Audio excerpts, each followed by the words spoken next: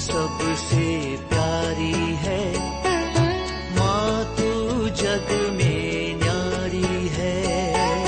माँ तू सबसे प्यारी है, माँ तू जग में न्यारी है।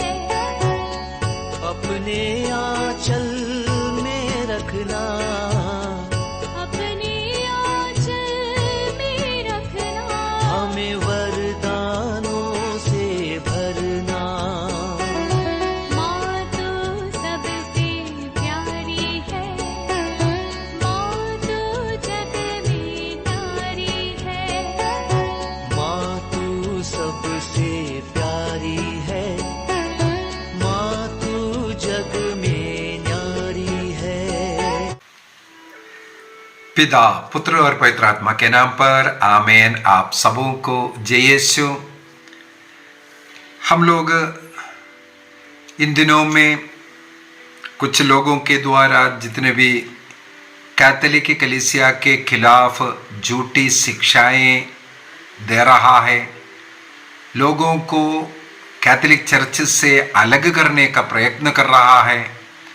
कैथोलिक चर्च जो झूठी कलीसिया है ये सिखाने वाला, शैतानी कलीसिया है ये सिखाने वाला, इस प्रकार शिक्षा देने वालों का जो शिक्षा जो उन लोग जो सिखा रहा है वो सही है या गलत है, हम लोग इसको सीख करके आ रहा है। अब तक हम लोगों ने 28 क्लास सुन चुके हैं इसके विषय में। 28 पॉइंट को लेकर के हम लोगों ने तहकीकात किया, मननचिंतन किया। ये हम लोगों ने सुनिश्चित किया उनकी ये शिक्षाएं गलत हैं, प्रभु यीशु मसीह के खिलाफ है, बाइबल के खिलाफ शिक्षा है, मनगढ़ंत बातें सिखा रहा है। इंडिपेंडेंट कलीसिया हम कुछ भी सिखा सकता है, ऐसे विचार में सिखाने वाले लोग। आज का इसी प्रकार एक और पॉइंट को लेकर के हम लोग सीखेंगे, वो है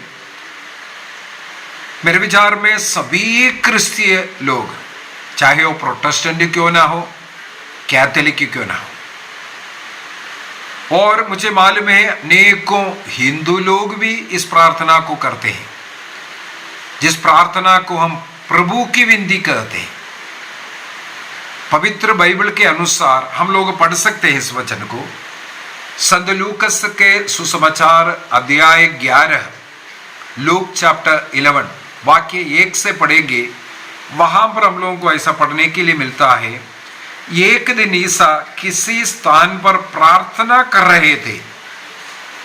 प्रार्थना समाप्त होने पर उनके एक शिष्य ने उनसे कहा, प्रभु हमें प्रार्थना करना सिखाइए, जैसे योहन ने भी अपने शिष्यों को सिखाया। इसके बाद वाक्य 2 में लिखा है, ईसा ने उनसे कहा, इस प्रकार प्रार्थना करो, इस प्रकार प्रार्थना करो बोल करके ईसा मसीह ने वहां पर एक प्रार्थना उनके शिष्यों को सिखाया। इसी बात को मत्ती का सुसमाचार अध्याय 6 में भी वाक्य 9 से आगे हम लोगों को पढ़ने के लिए मिलेगा। मैथ्यू चैप्टर 6 वर्स 9 ऑनवर्स, वाक्य 9 में हम लोग यही पढ़ते हैं, तो इस प्रकार प्रार्थना किया करो। देखो यहां पर भी संत मत्ती ने भी यही लिखा है कि ईसा मसीह ने शिष्यों से कहा, इस प्रकार प्रार्थना किया करो। इसके बाद प्रभु कहते हैं, स्वर्ग में विराजमान हमारे पिता, तेरा नाम पवित्र माना जावे, तेरा राज्य आवे, तेरी इच्छा जैसे स्वर्ग में वैसे पृथ्वी पर भी पूरी हो।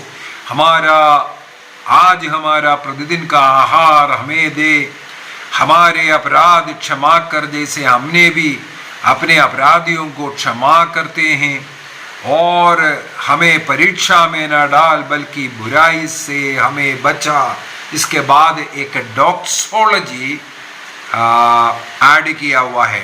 डॉक्सोलॉजी का मतलब है महास्तुति, जो यहूदियों का कोई भी प्रार्थना है समाप्त होता है एक स्तुति के साथ, डोक्सोलॉजी के साथ। जब इस ग्रीक बाइबल को लैतिनी भाषा में परिवर्तित किया, ट्रांसलेट किया, उस समय पर उस डोक्सोलॉजी के साथ ही परिवर्तित किया। इसलिए इस ईसा मसीह ने जो प्रार्थना सिखाया उसको अंध हम लोग करते हैं एक डोक्सोलॉजी के साथ। ये मैंने एक क्लास इसके ऊपर लिया है, हे पिता हमारी प्रार्थना के विषय में, उस डोक्सोलॉजी के विषय में सब लिया है, वहाँ पर मैं नहीं जा रहा है।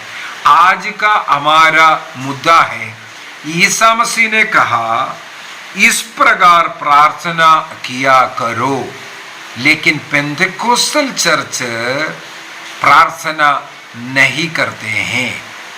क्यों नहीं करते हैं? अभी उन लोग बोल रहा है ईसा मसीह ने ये नहीं कहा ये प्रार्थना करो, बल्कि ये बोला है इस प्रकार प्रार्थना करो।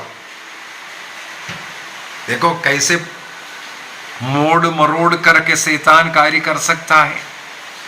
प्रभु ईसा मसीह ने ये नहीं बोला ये जो प्रार्थना है ये करो, बल्कि क्या बोला है, इस प्रकार प्रार्थना का मतलब हो गया तुम लोग प्रार्थना करते वक्त ऐसा प्रार्थना करना, ये वाला प्रार्थना नहीं करना। क्या ये प्रार्थना नहीं है? संत मत्ती ने भी लिखा है, संत लूकस ने भी लिखा है, और शिष्य लोग ने आग्रह किया हमें भी प्रार्थना करना सिखाओ, कैसे हम प्रार्थना करना है। यदि उनका ही उस बात को हम थोड़ा सा मनन चिंतन करते हैं, हम लोग बोल रहा है ये करने के लिए नहीं बोला, ऐसा करने के लिए। मैंने मेरे जीवन में आज तक किसी भी पेंटेकोस्टल लोग इस रूप में प्रार्थना करता हुआ नहीं देखा, नहीं देखा। इस प्रार्थना के अंदर मैंने उस क्लास के अंदर बता करके दिया था, ये पिता हमारी प्रार्थना का क्लास के अंदर बता करके दिया था। इसके अंदर 7 ईश्वरीय स्तुति बोल सकता है या निवेदन बोल सकता है। इसके अंदर 7 स्तुतियां हैं। सबसे पहला जो 3, वो एक बेटा अपने पापा को नाम लेकर के पुकार करके आबा पिता ये बोल करके ईश्वर की स्तुति कर रहा है, पिता की स्तुति कर रहा है। ईसा मसीह ने सिखाया मेरे पिता को तुम लोग भी आबा करके के पापा कह करके पुकारो और प्रार्थना करो। क्रिस्तीय धर्म यही हमें सिखाते हैं कि हम अपने ईश्वर को पापा कह करके पुकार सकता है, वो हमारा पिता है। ये आजादी बाइबल का ये प्रार्थना विशेष रूप से हमें दे रहा है। ईसा मसीह ने बोला पापा बुला करके प्रार्थना करो। अगला 3, ये जो 3 पहला वाला जो लाइन है वो तीनों ईश्वरीय स्तुति है, ईश्वरीय स्तुति। इसके बाद 4 और लाइन, उन 4 लाइन में ईश्वरीय स्तुति के साथ हम अपने निवेदनों को अर्पित कर रहा है, हमारे जरूरतों को अर्पित कर रहा है। इसका मतलब 7 स्तुति वचन इसके अंदर दिया हुआ है। 7 की संख्या का महत्व ये सब हम कई बार क्लास में सिखा चुका है। तो इतना एक सुंदर प्रार्थना, शक्तिशाली प्रार्थना ना करते हुए क्या कारण क्या है? पेंटेकोस्टल कलीसिया ने एक कसम खाया है कि हम ईसा मसीह ने जो बोला है उसके अनुसार नहीं प्रार्थना करेंगे। ईसा मसीह ने जो कहा है, बाइबल जो कहता है उसके अनुसार हम नहीं जिएंगे।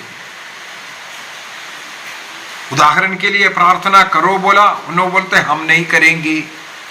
लिखित तो प्रार्थना हम नहीं कर सकता, हम अपने मर्जी का ही प्रार्थना करेंगे। दूसरा, ईसा मसीह ने अंतिम भोजन के समय पर बोला यह मेरी स्मृति में किया करो।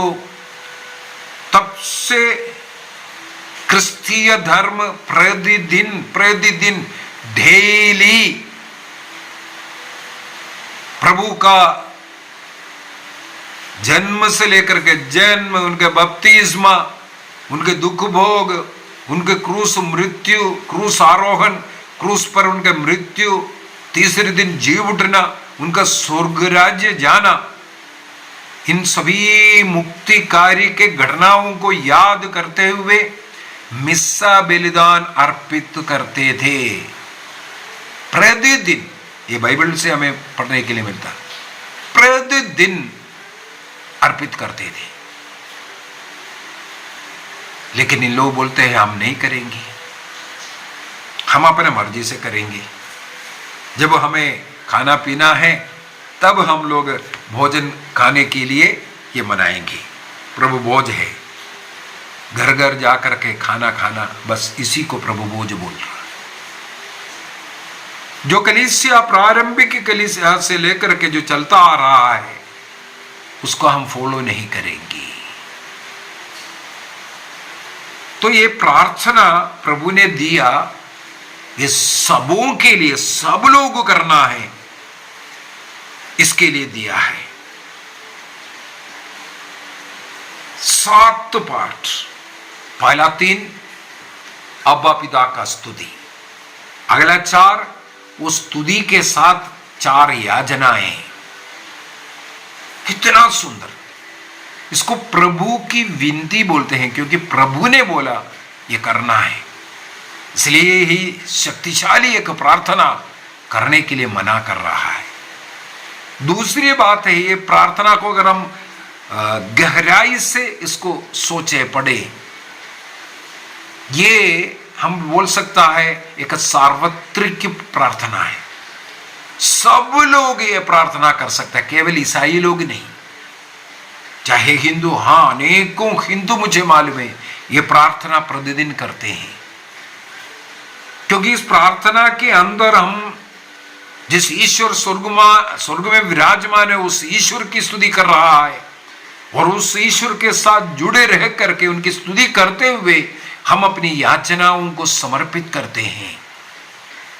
चाहे किसी भी धर्म के लोग हैं जो एकमात्र ईश्वर में विश्वास करते हैं, वो ये प्रार्थना कर सकता है। इसलिए हम देख सकते हैं हमारे स्कूलों में सब बच्चे मिलकर के ये प्रार्थना करते हैं। किसी के लिए, किसी को इसके ऊपर ऑब्जेक्शन नहीं होता। क्या कारण है?